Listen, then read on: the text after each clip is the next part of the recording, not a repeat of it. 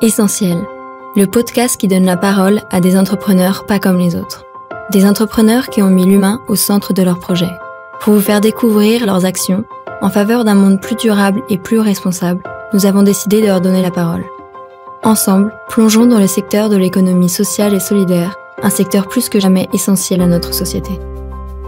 Bonjour et bienvenue dans le nouvel épisode de notre série de podcasts Essentiel avec ESS en majuscule comme Économie sociale et solidaire. Nous tendons aujourd'hui le micro à Soline de Villard, directrice de l'association Tim et Colette, qui fait de la cohabitation intergénérationnelle solidaire. Bonjour Soline. Bonjour Guenelle. Est-ce que vous pourriez nous expliquer quelle est la raison d'être de l'association Tim et Colette, qui, je le rappelle, a été sélectionnée dans l'appel à projet 2023 plus proche, plus utile avec les jeunes et qui a remporté le concours Coup de cœur Caisse d'épargne. Alors Tim et Colette, effectivement, met en place des cohabitations intergénérationnelles solidaires et les 3 mots ont leur importance. L'objectif et le cœur battant de notre activité, c'est de mettre en relation un jeune à la recherche de logements à tarif solidaire pour poursuivre un projet, qu'il soit étudiant ou jeune pro, avec un senior, ou plutôt un aîné, puisqu'on aime mieux parler de nos aînés avec ce terme mieuxveillant, on va dire, qui a une capacité à lui offrir un hébergement à tarif solidaire. La règle générale, c'est qu'effectivement, le jeune recherche un logement à tarif solidaire et le senior recherche souvent une présence bienveillante le soir et la nuit. Alors cette cohabitation, elle nécessite de bien comprendre les besoins et les attentes de chacune des parties et c'est pour ça que notre équipe s'est renforcée ces dernières années pour faire face à l'afflux des demandes puisqu'aujourd'hui, Tim et Colette reçoit entre 900 et 1000 dossiers de candidature chaque année et en face, nous n'avons malheureusement pour l'instant que 200-250 seniors qui se lancent dans l'aventure. Alors il y a un potentiel colossal sur la ville de Lyon qui est une ville étudiante avec une forte pression sur l'immobilier. On sait qu'il y a entre 15 et 20 000 chambres qui seraient vacantes chez les seniors sur la métropole de Lyon. Soline, en quoi ce dispositif de cohabitation est-il gagnant-gagnant ? Nos associations, donc comme celle de Tim et Colette, qui a été créée en 2004 au lendemain de la grande canicule de 2003, avaient un fort tropisme envers les seniors, puisque c'était à l'issue donc de cette grande période caniculaire que l'on avait dit voir toutes ces personnes âgées seules, isolées chez elles, plus jamais ça, alors que de l'autre côté, on a toute une jeunesse qui est en recherche de logement. Il y a une idée ici intéressante à creuser. Et c'est ainsi qu'est né SDS Intergénération, puisque c'est le directeur adjoint de l'ESDES, qui est l'école de commerce de l'Université catholique de Lyon, qui a été une des premières associations de tout ce réseau aujourd'hui qui s'appelle le réseau national Cohabilis et qui rassemble aux 4 coins de France 42 associations qui mettent en place ces cohabitations intergénérationnelles solidaires. Alors, le dispositif s'est énormément équilibré suite au Covid. Le Covid a mis en évidence l'extrême solitude également de la jeunesse. La solitude ne touche pas que les personnes âgées. Et aujourd'hui, on a un contexte très particulier, notamment dans le parcours de démarrage des jeunes, puisque les cursus académiques sont extrêmement éclatés, morcelés, tant géographiquement que dans le temps. Ils passent 6 mois à Lille pour un cursus, un démarrage dans une école. Ils repartent 4 mois pour un stage à Nantes. Ils repartent 6 mois en Erasmus en Hongrie. Et tout ça fait que le jeune est un peu comme un pigeon voyageur. C'est une mobilité qui est certes très intéressante et qui fait des profils très riches. Mais en revanche, ce sont vraiment des jeunes qui ont du mal à s'ancrer dans la durée quelque part. Et donc quand ils arrivent dans une ville et qui peuvent être accueillis chez une personne, dans une chambre où tout est là, c'est une solution qui permet tout de suite aux jeunes de s'investir à fond dans le moment présent, dans le projet dans lequel ils s'engagent. D'un côté, vous avez un senior chez lui qui a un logement devenu trop grand parce que ses enfants sont partis et qui bénéficie d'une présence le soir et la nuit, une présence qui rassure aussi ses enfants. Donc quand on parle de cohabitation intergénérationnelle, on a ici bien plus que 2 générations. On a 4 générations qui sont concernées puisqu'on a le senior, les enfants du senior, le jeune, les parents du jeune et tout ça fait quelque chose de magnifique dans la mesure où le trait d'union, ça va être cet habitat partagé entre ces 2 personnes, le jeune et le senior. Le jeune, lui, il va rentrer le soir dans un habitat où il y aura une petite lumière. Et je peux vous dire qu'on a beaucoup de témoignages de jeunes pour lesquels se sentir attendu le soir, ça change vraiment un quotidien. Les jeunes vivent dans des contextes très éclatés aussi au niveau générationnel et familial. Et le fait de se retrouver chez quelqu'un dans cette ambiance un peu de famille, avec des photos sur la commode, etc., l'ancre dans une échelle de temps et dans une échelle sociale complètement différente. Pourquoi votre association s'appelle-t-elle Tim et Colette ? En fait, on est tous un jeune, on est tous un vieux. D'ailleurs, Gueluc disait être vieux, c'est être jeune depuis plus longtemps que les autres. Et nous, c'est ça qui nous anime, c'est cette unité que l'on veut remettre sous un même toit. Et donc Tim incarne la jeunesse avec une sonorité joyeuse et lumineuse qui incarne le côté vitaminé de Tim et Colette. Et Colette parce que effectivement, c'est le prénom de pas mal de nos grands-mères. C'est un prénom qui incarne cette génération ancienne, qui incarne l'histoire. Et c'est aussi un prénom que l'on aime bien par sa gaieté. Ça incarne la fête, Colette. Donc j'imagine que vous avez de très belles histoires à nous raconter. Sur les 3 dernières années, on a fait une progression colossale puisqu'on avait, il y a 3 ans, entre 40 et 50 binômes. Aujourd'hui, on en a près de 150. De belles histoires, on en a beaucoup. Et elles ont toutes une caractéristique assez particulière. Une jeune, un jour, qui a fourché en disant « Oh là là, la petite dame chez qui vit, elle est vraiment bien vieillante ». Et j'ai trouvé ça très joli parce que cette bienveillance, elle a cette humanité que découvre le jeune aussi, parce que le contact avec la personne âgée, c'est pas quelque chose d'intuitif non plus. Sophie, qui est arrivée en pleurs un jour à l'association avec sa valise en disant « J'ai tout échoué, j'ai raté ma licence de droit, mes parents ne croient pas vraiment en moi et me conseillent de faire autre chose. Moi, j'ai envie de continuer à faire du droit. » Et devant la détermination de cette jeune, on lui a trouvé une cohabitation chez une petite dame, parce que ses parents avaient décidé de pas lui payer la suite de ses études.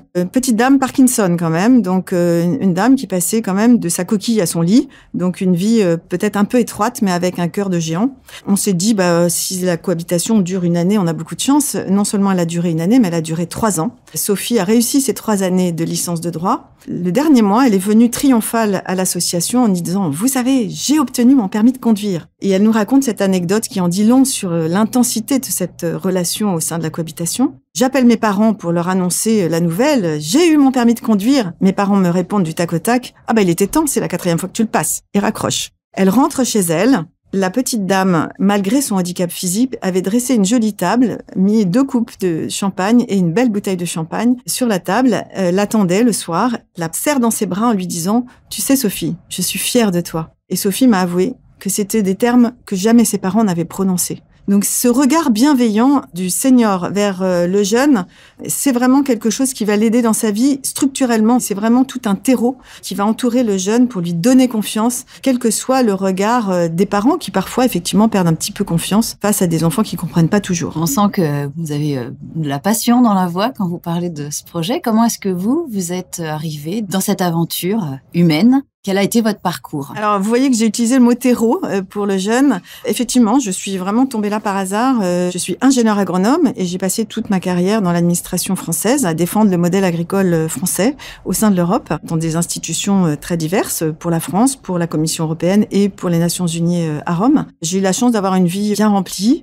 professionnellement et j'ai toujours aimé ce que j'ai fait. Il se trouve qu'en rentrant en France, mes enfants grandissaient, mes parents vieillissaient et j'ai commencé à faire de l'enseignement. Et cette relation tissée entre les personnes plus mûres et la jeunesse m'a toujours beaucoup intéressée. Et en tant qu'agronome, je constate quand même que toute plante mal plantée dans un terrain sec et aride a du mal à démarrer et ne fera jamais une belle plante. Elle poussera, oui, elle pourra faire ce qu'elle pourra, mais que quand elle pousse dans un terreau favorable, avec de la tendresse, avec de l'attention quotidienne, elle saura offrir au monde ses talents. Le modèle de Tim et Colette est vraiment centré sur le fait que lorsqu'un jeune vient nous voir, on a envie d'accompagner son projet. Nous, on se dit que notre mission, elle est accomplie, elle est belle, on contribue à aider cette petite plante à grandir. Les jeunes, ce sont nos adultes de demain, c'est notre responsabilité de faire en sorte qu'ils s'engagent dans la vie avec confiance et avec espérance. Et un jeune qui a beaucoup reçu, je peux vous dire qu'il donnera beaucoup. Un jour, un jeune vient nous voir et nous dit « Vous savez, qu'est-ce que j'ai reçu dans cette cohabitation ?» Et on s'attendait à un scoop, un truc incroyable, je sais pas, un lingot d'or.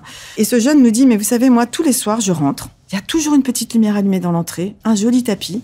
Puis quand je passe dans la cuisine, mon petit plateau est prêt avec mon couvert, même si c'est moi qui me prépare mon repas. Et vous savez, moi, je n'ai jamais eu ça dans ma vie. Jamais j'ai été attendue le soir. » Et le fait d'être attendu, d'avoir quelqu'un qui m'écoute et qui me pose la question « Alors, ça va, t'as passé une bonne journée ?» Et ça change ma façon de percevoir ma journée. Parce que je sais que le soir, je raconterai quelque chose. Là encore, c'est rien d'extraordinaire, mais c'est encore une petite pousse qui, consolidée dans ses débuts, va pouvoir donner un bel arbre. Donc voilà, je fais un petit peu le lien entre ma carrière d'ingénieur agronome et ce que je fais aujourd'hui. Et je suis très très heureuse d'avoir eu cette opportunité de diriger Tim et Colette, parce que je pense que c'est un modèle sociétal qui a beaucoup d'atouts. C'est un modèle qui est ultra vertueux, qui est universel et consensuel. Personne dans un dîner vous dit « mais c'est nul ton truc ». On est vraiment dans quelque chose que chacun peut mettre en place, que ce soit dans le logement social ou dans un quartier chic de Lyon 7. On a tous la possibilité, dès lors qu'on a une chambre disponible, ça peut être même temporairement, de faire un petit bout de chemin avec un jeune. En quoi l'association Tim et Colette s'inscrit-elle dans une logique de développement durable ? Alors effectivement, la cohabitation intergénérationnelle solidaire telle qu'on la met en place chez Tim et Colette, elle répond vraiment aux 3 piliers du développement durable, à savoir le pilier économique,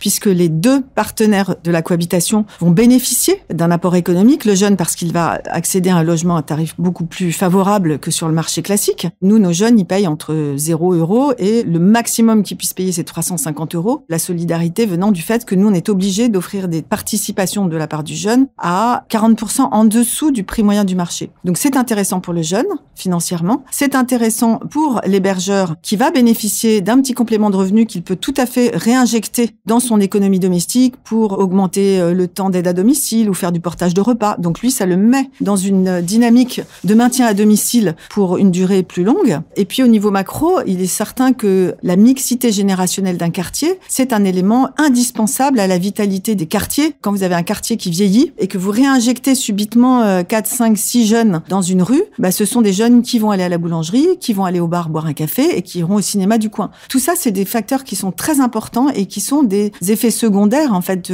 qui sont intéressants d'un point de vue économique. D'un point de vue social, le lien social, il n'est pas à démontrer puisque, effectivement, il se passe quelque chose, j'en ai déjà parlé, au sein de ces binômes, mais il se passe aussi beaucoup de choses entre le jeune et la famille qu'il va découvrir en étant hébergé chez un senior. On a notamment, je citerai l'exemple d'une petite jeune qui était en CAP de joaillerie, qui cherchait en vain un stage et dans ses réseaux, elle connaissait personne. Lors de l'AG de Tim et Colette, son hébergeuse lui fait rencontrer une de ses copines qu'elle retrouve à l'AG et c'est ainsi qu'elle va décrocher un stage chez Van Cleef. Donc le volet social, il est évident. Et le volet environnemental, on sait qu'avec le vieillissement des populations, il faudrait construire plus de structures adaptées pour le vieillissement.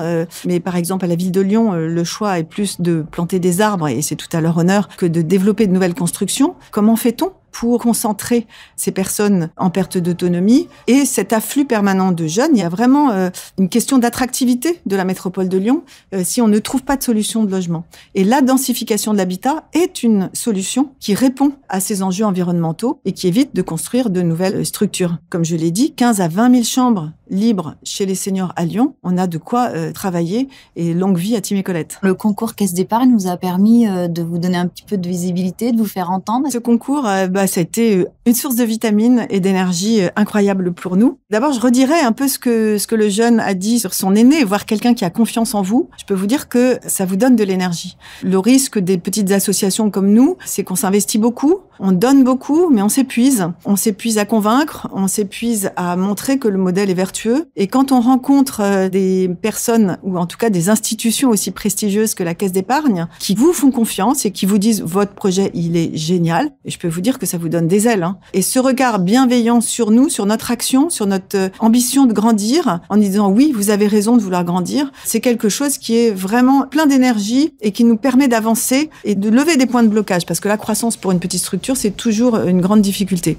Donc, on a été soutenus merveilleusement par tous ceux qui ont défendu notre dossier, parce que c'est une des premières fois que moi j'ai vu ce système où c'est un administrateur qui va défendre le dossier d'une association. Et puis après, on est parti sur non pas un paquebot, mais sur un magnifique bateau à voile léger avec toute une équipe qui nous a aidés à mettre en place la vidéo. La Caisse d'épargne Rhône-Alpes a cru en nous, croit au projet et nous a embarqués dans cette aventure. Et le fait de se battre pour obtenir toujours plus de votes, on est toujours un peu gêné parce que les autres projets sont aussi super. Et donc on se dit, les autres doivent aussi gagner.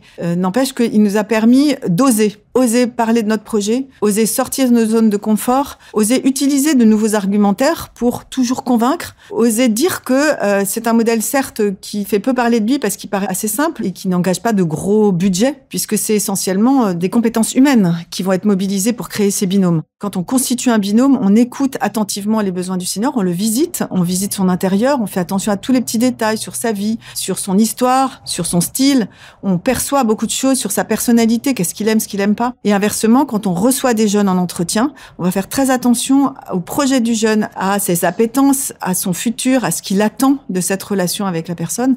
Pour nous, le cœur battant de nos équipes, c'est cette écoute. Mais en revanche, c'est vrai qu'on ne construit rien. On n'a pas besoin de gros investissements. En revanche, on a besoin de personnes qui mettent en place ces relations pour des cohabitations que l'on appelle coups humains. Et on aime écrire ce coups humain avec ce coups apostrophe HUMAIN. Puisque chaque personne est unique et que chaque cohabitation va être très particulière. Et le contrat de cohabitation qui est défini et encadré par Tim et Colette va tenir compte de toutes ces spécificités. Le prix coup de cœur, vous allez l'utiliser pour des formations et également pour une meilleure optimisation de la gestion des contrats. C'est bien cela? Si on veut rester sur l'humain, et c'est ça aussi qui distingue nos associations des startups de l'ESS qui travaillent essentiellement sur une mise en relation numérique avec 5 critères clés. Et en fonction de ça, pouf, ils font le matching de 2 personnalités. Nous, on va plus loin puisque non seulement on va physiquement voir les seniors, on écoute en présentiel le jeune et on va en présentiel présenter le jeune à un aîné qui pourra l'héberger. Donc si on veut avoir du temps et toujours plus de temps alors que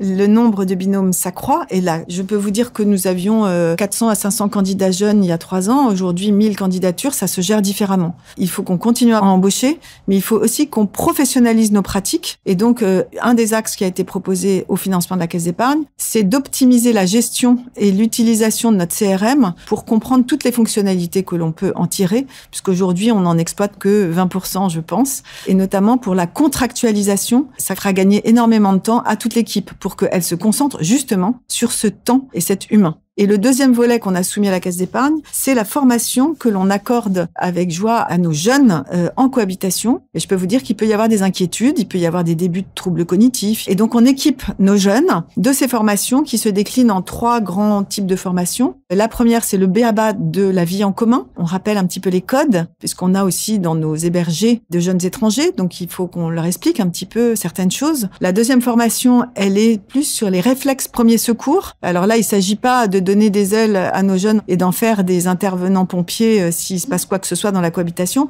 mais c'est d'avoir les bons réflexes, de savoir qui j'appelle, quels sont les premiers éléments à déclencher quand on voit un problème chez la personne âgée. Et la troisième formation qu'on va offrir concerne les troubles cognitifs. L'idée étant d'équiper le jeune d'une attitude respectueuse face à des troubles cognitifs. Je vous donne un petit exemple. Quelqu'un qui montre déjà des débuts de maladie d'Alzheimer, s'il vous offre un carré Hermès à Noël, vous évitez de le prendre. Vous lui dites merci, vous le mettez sur la cheminée, mais vous le laissez en évidence. Et on apprend à gérer tous ces petits débuts de pathologie, puisque, je le répète, nos jeunes ne sont pas là pour être des substituts de l'aide à domicile, mais sont là pour être des compléments d'un dispositif de jour. En venant le soir et la nuit, apporter cette présence bienveillante. Mais dès lors que le senior montre des pathologies plus avancées, le projet devient compliqué pour le jeune. Vous êtes là donc pour mettre en relation, mais aussi pour accompagner donc ces jeunes dans leur relation avec le Exactement, on assure un suivi tout au long de la cohabitation et une médiation dès lors qu'il peut y avoir des petits ajustements à faire,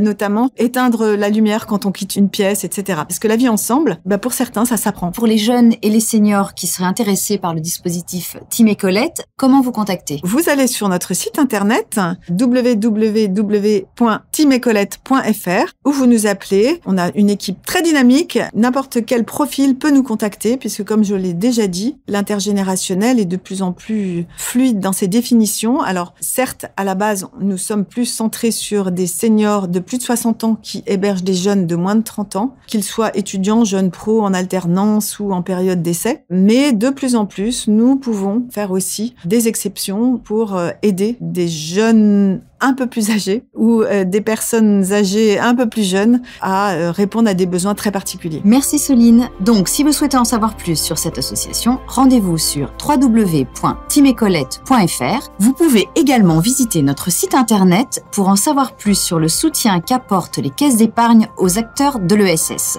À bientôt!